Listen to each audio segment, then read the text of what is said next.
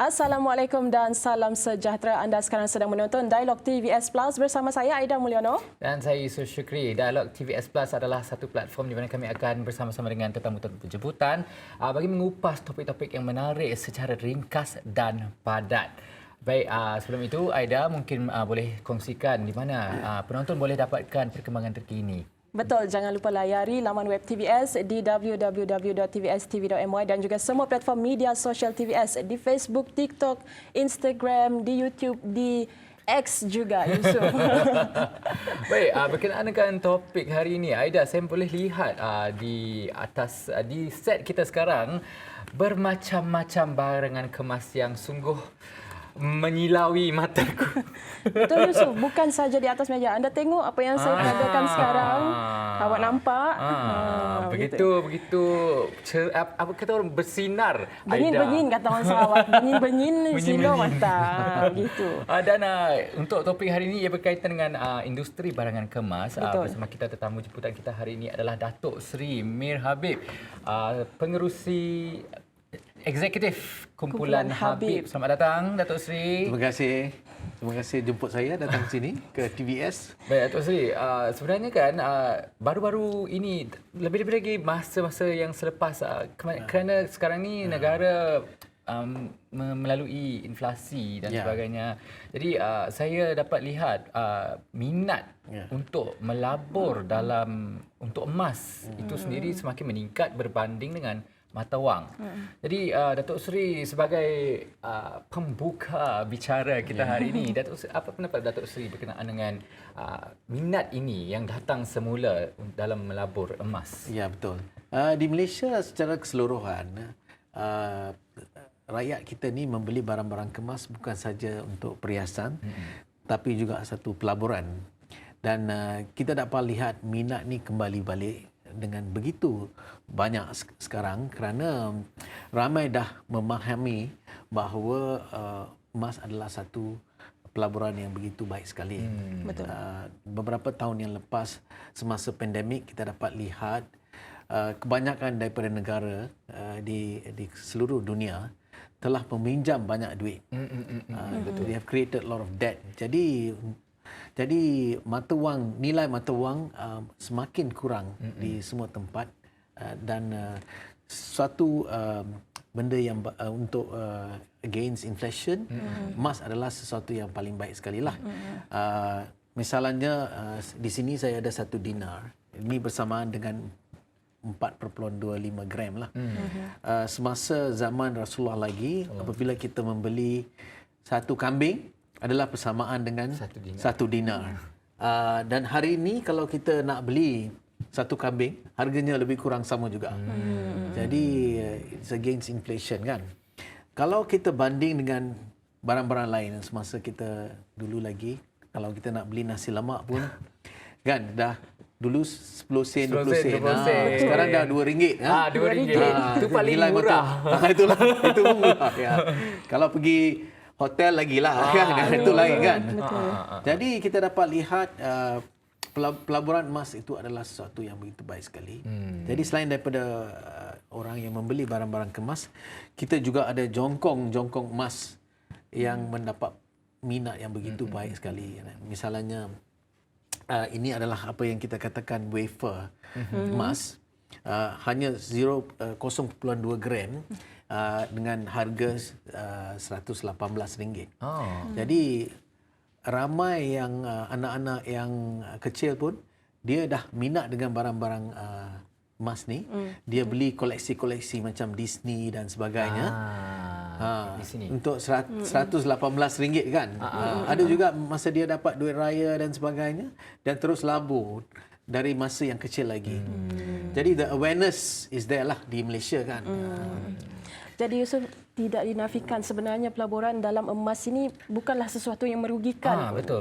Ya, kerana nilai emas itu dari zaman Nabi Rasulullah SAW masih lagi kekal pada kadar yang sama berbanding dengan mata wang, kerana mata wang di negara yang berbeza mempunyai nilai yang berbeza. Betul. Baik, Datuk Seri, sebelum kita mengupas lebih lanjut berkenaan dengan mengapakah barangan kemas Habib lain daripada yang lain dengan daripada kedai-kedai yang menjual emas di luar sana. Mungkin Datuk Seri boleh kongsikan sedikit mengenai latar belakang Datuk Seri. Bagaimanakah Datuk Seri mula-mula berkecimpung dalam bidang industri barangan kemas ini? Barangan kemas. Perniagaan kami, kita berada dalam perniagaan ini dah lama lah, dekat ayahanda saya berkecimpung dalam perniagaan ini semasa dia kecil lagi. Dia ada partnership. Lepas tu dalam tahun 1958 dan 65 tahun membuka perniagaan sendiri, jenama sendiri sebagai Habib. Dan saya juga berminat dari masa yang kecil. Semasa saya bangku sekolah lagi, saya selalu pergi tolong ayahanda saya. Lepas tu minat tu memang ada. Dalam tahun 1986, saya bermula dengan bisnes dan lepas tu membuka cawangan yang pertama di Kuala Lumpur. Dan masa tu kita buat banyak wholesale lah. Di mana di Pulau Pinang dulu is still a free port.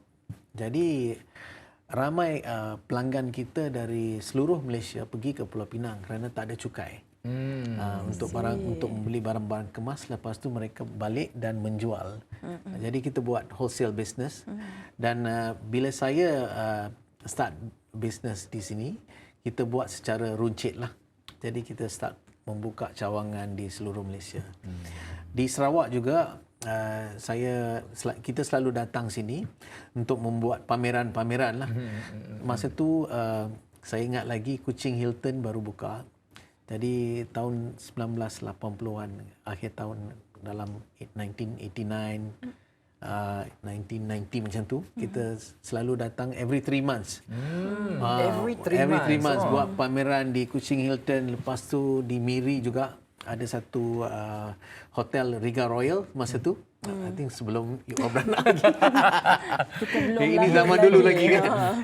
So jadi sampai hari ini, jadi sekarang kita dah buka cawangan kita sendiri di Kuching lah. Pada ketika itu berapa umur Datuk Seri baru mula-mula nak pegang-pegang emas, nak hancik, beli emas? Berapa umur? Masa tu saya di bangku sekolah lagi. Dalam macam 9 tahun, 10 tahun. Sangat muda Sangat Datuk muda Seri. lagi. Itu namanya passion. Betul. Betul. Passion for gold. Jalan cerita dari kecil sampai sekarang. Masih lagi setia. Dulu semua macam tu lah. Kita pergi sekolah, balik sekolah. Kita tolong ibu bapa macam tu kan, business, family business kan dulu. Okey, Datuk Seri mungkin boleh kongsikan tentang pertukangan di sebalik barangan kemas Habib. Apa yang membezakan barangan kemas Habib dengan barangan kemas di tempat-tempat lain? Okey. Barangan kemas kami mungkin kalau kita tengok design tu dia selalu lain daripada tempat-tempat yang lain. Kita ada identiti kita sendiri.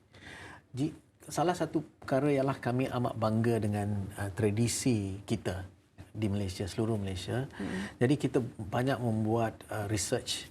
Jadi kita keluarkan design-design yang unsurkan Malaysian taste, kan. Jadi kita look at the creativity, quality, tapi juga design kena ada modern dan also timeless. Ini adalah beberapa ciri-ciri yang kita selalu lihat apabila kita keluarkan design. Kita ada designer kita sendiri, ramai designer kita sendiri untuk mengeluarkan design-design tertentu. Dan kita tengok apa yang cita rasa pelanggan-pelanggan kita sekarang. The trend, international trend, dengan macam mana kita boleh modify untuk cita rasa our Malaysian taste. And Malaysian is quite unique. Kita punya design amat berlainan daripada tempat-tempat yang lain. And we are very proud of that. So macam misalnya dia ada kerongsang macam ni, kerongsang to kan. Kalau pakai dengan kebaya dan sebagainya, is something different. Dia bersesuaian dengan fashion juga. So kita lihat, and then macam kita juga ada pelanggan kita muslimah yang memakai tudung. Jadi kita buat rantai yang panjang. Dulu kebanyakan daripada mereka dia buat rantai pendek. Jadi bila pakai tudung susah sikit. Betul. Lepas tu ada juga yang jejaka macam si Yusof ni pakai butang baju Melayu kan. Tapi selalunya dia orang pakai samping yang mahal-mahal sampai 5,000, 10,000. Tapi butang baju Melayu yang RM2-3. Ini Saya buat macam tu. Jadi kita menitik beratkan tentang fashion. So we do a lot of research untuk keluarkan design. Misalnya even the gold kan. Kita buat design gold ni di Itali. Dan workmanship kita amat berlainan sekali daripada apa yang kita dapat lihat di semua tempat. Ini koleksi ni kita panggil Oro Italia. Dan juga misalnya di sini kan. This is satu method is called cataphoresis untuk mendapatkan warna hijau. Walaupun dia emas 916 tapi kita dapat membuat warna yang hijau ni lain daripada yang lain kalau banding dengan tempat-tempat yang lain. Jadi Datuk, boleh ke tadi Datuk ada cerita berkenaan dengan trend dan macam mana Datuk Sri pilih ke apa gaya-gaya barangan kemas. Jadi peranan peruncitan dalam ekonomi global dengan perubahan trend pembelian barang kemas. Bagaimana Datuk rasa? Jadi kita selalu minat dan juga membuat research apa yang berlaku di seluruh dunia kan. Jadi emas memang ada minat yang begitu tinggi sekali. Selepas itu juga berlian. Dan kali ini trend adalah batu permata. Ramai daripada orang di seluruh dunia dia memang minat dengan batu permata. Jadi permata yang berwarna-warni. Misalnya kita dapat lihat di sini. This is what we call a tanzanite. Jadi batu permata ni dari Tanzania lah, kerana Tanzanite kan. Dari sana kita mendapat nama.